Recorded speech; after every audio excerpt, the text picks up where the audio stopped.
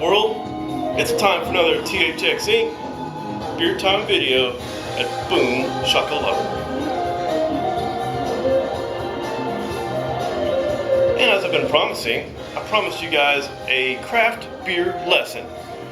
It's important to understand the various avenues we have to enjoy the craft brew lifestyle and the different elements that are contained within that opportunity to live the craft beer lifestyle. So today we're going to talk about the variety of different glassware and delivery systems, as I like to call them, for enjoying a fine craft beverage. We'll go through each of the glasses. As you see, the pint glass army is out fighting, bad beers out there in the macro beer community and the malt liquor community. Pint glass army is deployed and they're out there fighting the good fight for the craft brew community. So we brought in the special teams, special reinforcements to the pint glass army. We have 7 of 10 potential different kinds of glassware that you can use to enjoy craft beer. And we're going to go over those 7 one by one, how they're applied, maybe some of the history that the design has, its intended purpose, and just some of the features of that glass. And then at the very end of this video, I will pull a craft beer, cold craft beer out of the fridge, and I'm going to let you, the YouTube viewer, kind of like a test, decide which of these glasses I should enjoy that beverage in.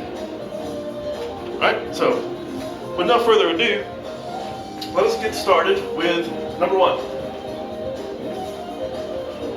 This looks like a pint glass, doesn't it? It's got this funny bulge at the top. Got my fingerprints all over these. This is called the English pub glass. It's got a lot of history. In fact, back in the days of the small English pubs on the streets of Britain, they didn't have a lot of room to work with. These places were small and dark, smoky, so they didn't have these vast expanses of shelving that's available in some of our modern bars, the big bar and grill. So they needed a need to stack these glasses, and so the bulb not only provides a grip, it's designed that way because they get hot and sweaty, right? Or they get condensation on them, they get slippery, I don't know. But the purpose of the bulb, as I understand it, is to provide not only grip to the pint glass, but to allow the glasses to be stacked, which you really can't do with your pint glasses. Traditional pint glasses, like these, right? If you stack these together, they can get stuck. Just try. They sit there long enough, and then they're kind of effed. And plus, this potential damage, you can break this bottom glass because of that fit. So, this design, I don't have more than one to demonstrate, but as I understand it, that allows them to be stacked. Also, a full pint will fit right up to the bottom of that bulb, allowing the head to mature and kind of sit in there. And so this beer was a European design. This glass was a European design, and therefore it was used in a lot of the darker ales, darker lagers, English ales. And so, yeah, so you have imagine your dark beer in there with kind of the malty brown, light bone colored head right there. And that's how those old English guys would enjoy their beverage. So that's the English pub glass. Basically a pint glass, but designed for darker beers and it's just mostly a historical glass. Let me get a little bit more modern. This is called just pretty straightforward, craft pub pint glass. Now the difference between this one and say what we're used to all seeing is this. You can kind of see the difference. A little narrower, and it's got this fine taper at the top. This little gradual taper right at the top. And the reason that's there is to concentrate the head and funnel the aroma. Now you'll hear me say this, funnel the aroma, more than once with regards to design. In fact, that's a predominant feature in a lot of fine glassware intended for drinking. particularly alcoholic beverages. You'll see it in wine glasses, right? See it in brandy glasses and stuff like that. So this isn't really a specialized beer glass like some of the others, but you'll see these in the bars and stuff. It's basically a pint glass like this, but a little tricked up taper to funnel the aroma as you enjoy that. So that's the purpose of that glass. Pretty common out there. Now you can use it with any beer, your darks, your pilsners, lagers, IPAs, whatever. This is called a porter stout glass. It's the first of at least 3 different types of stemware for glasses, beer glasses. This one is the purpose was to elevate the beer, first and foremost, off the drinking surface, and to also reduce the amount of holding it like this, right? Heats up the beer because you've got all this hand touching the glass where the beer is. So when you're drinking your porters and stouts, they're usually served at room temperature anyway, so you want to conserve what temperature you have. So the point of that being was not to expose the beer to a lot of hand heat, right? So you'll see that feature in a couple more different glasses here. So, but also the purpose of this design is to accentuate the color of the dark roasted barley beers. It captures and retains the head, and again focuses the aroma as well.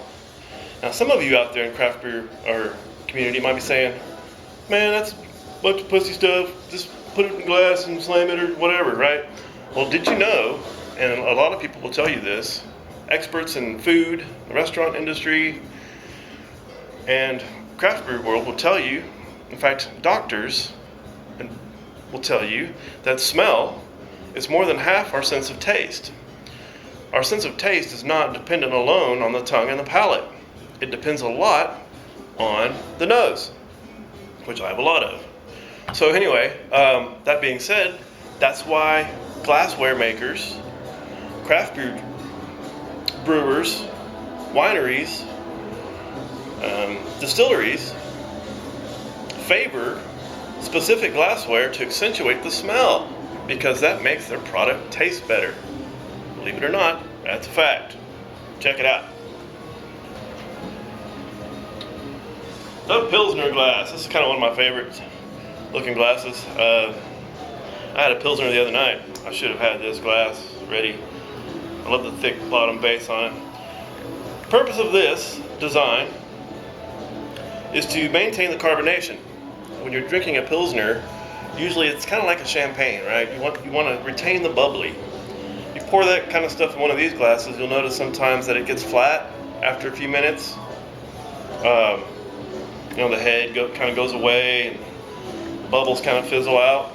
Well, this glass is designed to retain, due to science, the carbonation. And it also condenses the head to retain the head, so it keeps the head on it, and also, again, funnels the aroma. The Pilsner glass, to be enjoyed with most Pilsner style beers, including Imperial Pilsners and stuff like that, which go really good with seafood, by the way. Seafood and chicken Pilsners. Yeah, we'll go into food pairings in another video, but I need to study up on those too. But yeah, boom. Pilsner glass. It's a tulip glass. Look at that. It looks almost like the other one, but you'll see a difference. See, this one's got the bulbous middle. It's got the big butt syndrome, right? And then kind of tapers more gradually like this, and flares out kind of at the top. This is called a Belgian ale glass. I mean, you can't argue with history, folks. These glasses have been developed through centuries of ale and beer making to make their product most enjoyable because of the characteristics of beer itself. It's got a lot of gas in it, right? That's coming out as soon as you open it. It's got a lot of aromas. It's got things that actually, volatiles in there that start to activate once it becomes exposed to oxygen. So these are important factors to consider. This is the craft beer lifestyle. It's not just drinking it out of a 40 ounce. You know, it's like, it's time to really enjoy the products that we put in our bodies. You know, it's like craft beer. Think about it. The word craft plus beer. Boom. Right? Use the proper glass. Now, I'm not saying I will do it all the time out of convenience, but it's an option that you have and a way to impress the ladies when you're out having a cold beverage on a date. And you say, hey, I'm going to order this Belgian stout, whatever. Make sure you bring it in this glass, please. Again, the stem keeps it off the hand because you're dealing with not necessarily a freezing cold beer. Belgian ales are often served around 50 degrees Fahrenheit. It's almost between room temperature and slightly chilled, right? So again, you want to sustain the temperature as long as you can. The narrow top traps the head again, and then the design of the glass was more for visual and olfactory. It's got an olfactory, which for those of you not in the know, is about the aromas, right? So it's just more of a, dainty little glass to enjoy a finer beverage in.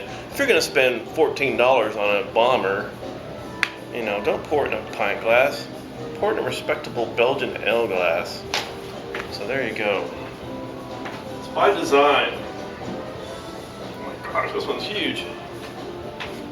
This is a Weizen glass, also known as the wheat beer glass, but Weizen is a German term.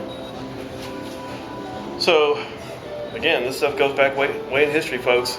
This isn't just some kind of tricked up marketing scheme. This has got a design and a purpose for the type of beer that you're consuming. The Weizen glass has got the narrow center. It's got this down here, and then it's got the bulbous top. This is a carbonation prevention method as well. But again, you're trapping the head. You don't want it to lose the head too soon.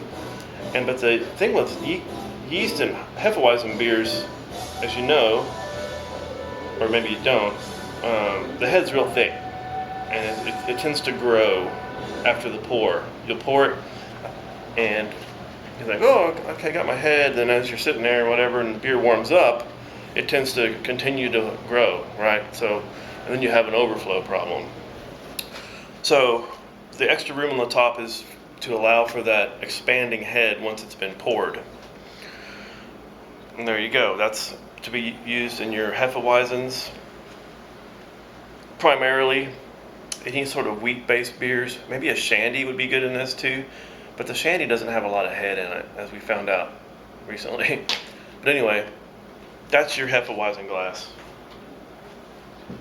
Now, I do not have a Snifter. This is the closest thing I have to it. I tried to buy some yesterday, but they only wanted to sell it to me in a 4-pack, and it was $20. So I was like, I already spent enough on this specialized army here. But this is close, and Chimay actually sent this in their box set that I got one year, and I'm not sure what this glass is called, but a Snifter would have a little bit, be similar to this, short and wide, but it would have this little flare at the top too, like that. And they're only used about 8 ounces, maybe 10. And those are used for your stronger alcoholic. In fact, it looks a lot like, if not the same thing, as a brandy glass. That glass is used for, you'll see it like if you go into some of the finer craft beer pubs and you order a 10.6% double IPA, it'll come in the little glass. One time I asked the guy, I said, hey, I get this small little glass. I'm like, dude, I want that 10.6 and a boom, 12 ounce pint glass, 16 ounce. And he's like, no, because of the higher alcohol volume, we can only serve them in these small snifters. And so, all right, I'll just order 2 of them. But usually your stronger alcohol beverages are served in those small snifter glasses, and also because of the swill they'll sit there. You can do this and activate the aromatics again of those highly alcoholic content ales, IPAs. So I'm getting thirsty just doing this. So this is kind of a hybrid. I'll use this for a snifter until I get one. So if anybody out there has an extra snifter glass, wants to send me, I will trade them something of value, whether it be a beer or maybe one of my pint glass armies guys. You know, maybe a local brewery glass of some kind. A nice one, not some chintzy shit from Walmart, right? And then there's the mug. There's two types of mugs. You'll see them out there. Mug and stein are kind of the same thing. Usually intended for a large volume of ale, beer. This goes way back in the day, and this is 16th century. And you've seen the ones, the stein's got the lid on it, where you go, and the lid pops up, and they drink it, and they close the lid. That's actually, it's not tricked up. There's two reasons for that. A, to retain the carbonation by capping the top. It doesn't tend to aerate as much. And then also, it has the function.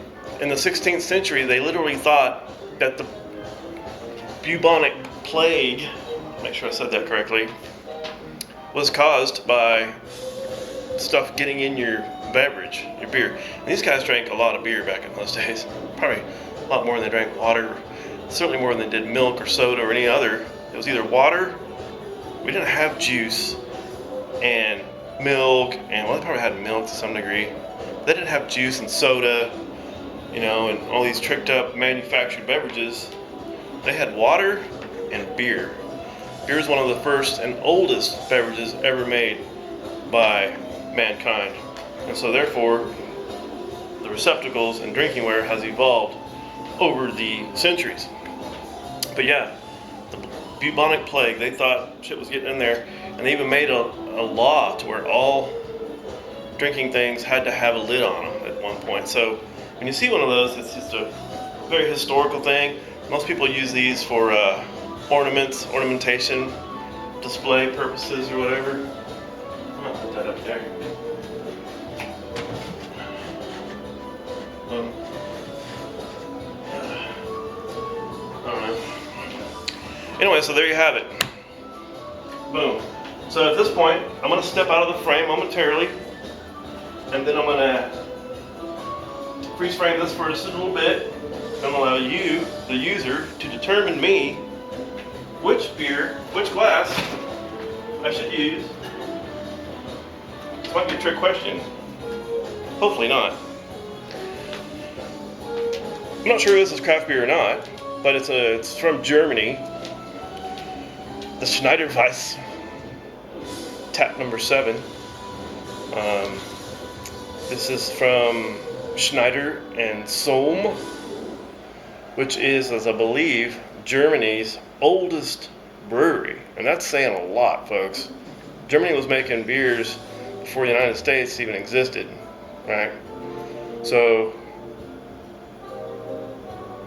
bottle fermented, so it was fermented in the bottle. Product of Germany.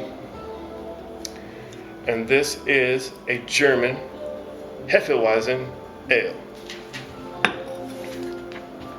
We're going to open that. We're going to pour it in the appropriate beverage. So I'll step out of the frame for a moment, let you study this.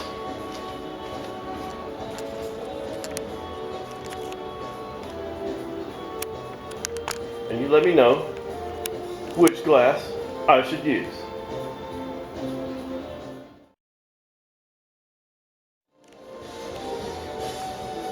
Very good.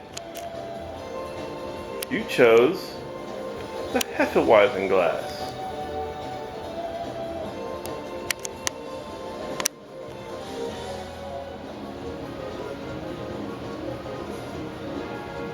That's the one. Good job, YouTubers. Now, all that talking about beer glasses made me thirsty. Ooh, I'm gonna make sure I preserve this top. Try to save my tops So I can do an art project one of these days out of all my craft beer tops. Because even the top, the cap, can be the star of the show. Because it's the beer that's the star of the show. As far as proper pouring techniques, it's mostly about just maintaining the level of head that you're getting. You know, it's really key for us guys too. You know, and you see how that works. So I pour this, it's swirling and oxygenating like a tornado in there. Look how the color changes, and it fits a German Hefeweizen beautifully. It's got a bunch of sludge and crap in the bottom of it. It's that wheat stuff. So there you go, let's take a look. Isn't that beautiful how that works? How the light gives it a lighter appearance at the bottom. Got a lot of carbonation continuing to rise to the top, being captured by this bulbous end of it right here. Keep this in the frame. The bottle is the star of the show. So is the beer. So there you go, folks. THX Inc. I'm not out yet. I'm gonna drink this.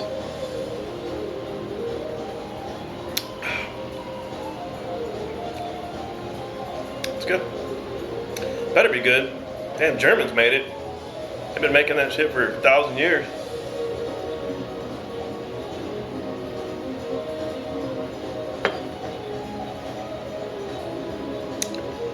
The world famous original wheat ale from Bavaria's oldest wheat beer brewery.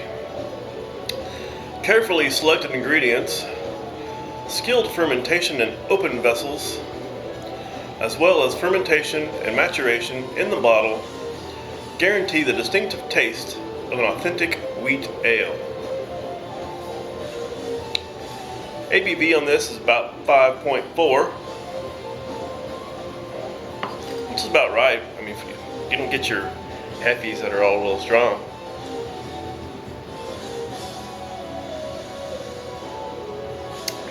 But that is absolutely refreshing and delicious. Oh my gosh, I forgot what joy wheat beers can bring. They, you know, I've been on an IPA kick here for a while, and recently decided to kind of start branching out. This beer here was only $5 too. I mean, it's for a quality beverage like that.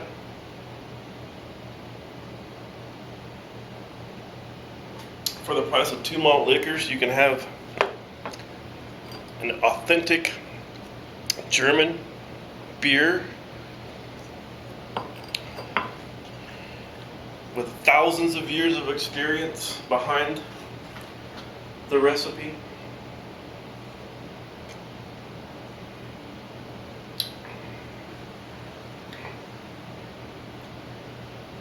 As far as the flavor, I'm getting it's a little citrus in there.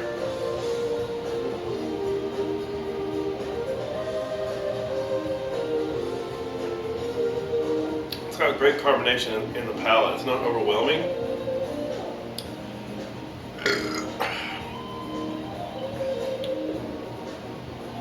But anyway, it's good. I know we have a rule that once you open a beer on a video, you gotta finish it.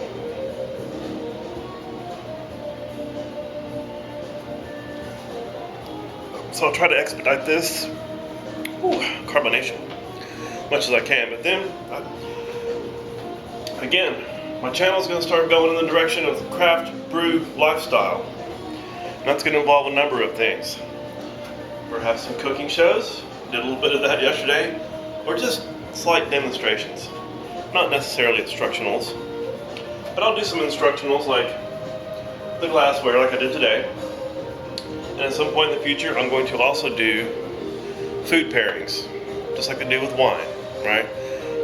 I'm not that versed in wine pairings either. I know red goes with like red wine, red meat, right? White wine, fish and chicken. That's about as far as I take it. And pasta. So, but there's some food pairings that go with beer too. For example, I was surprised that they said that the porter stout is a compliments with barbecue. And I can see that makes sense. You're dealing with red meat, dark beer, right? Kind of like the red wine thing. So I'll keep that in mind on my next time I'm cooking some barbecue. He's serving up some 10.6 Belgian stouts. Yeah. So what else is going on in the craft brew community? See, the Metal Madman is kind of changing up his scene too. He's getting refocused. That's good. It's important that the craft brew community stay on track. Focus on the beer, the art, the craft brew lifestyle. You'll hear me say that over and over. But again, I am seeking out the branding.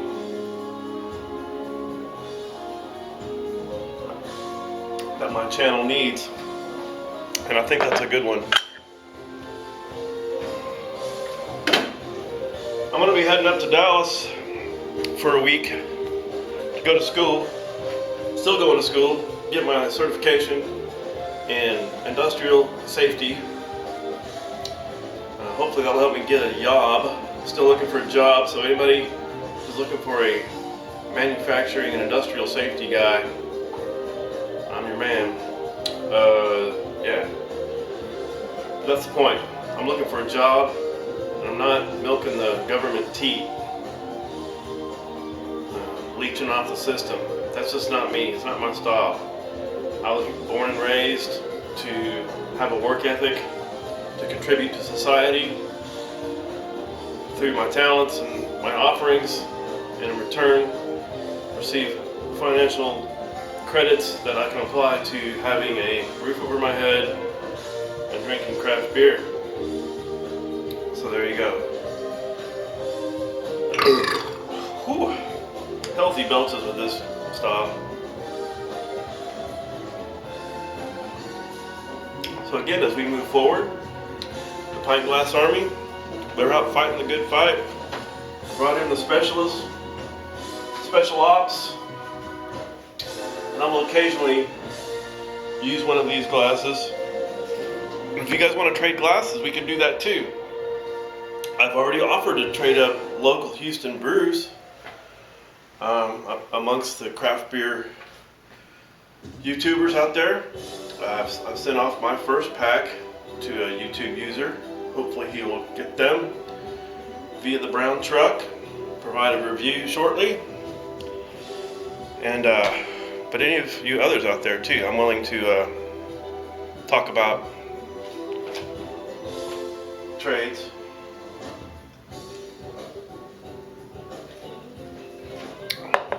What's the matter? Drink.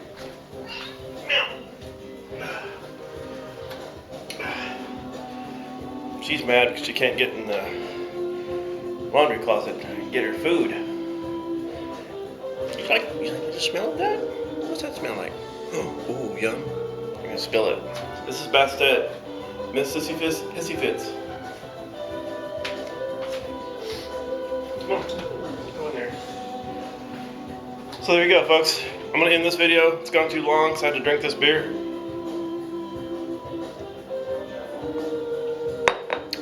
Hefty Weizen glass. Take Check Sink. Craft beer instructional video out.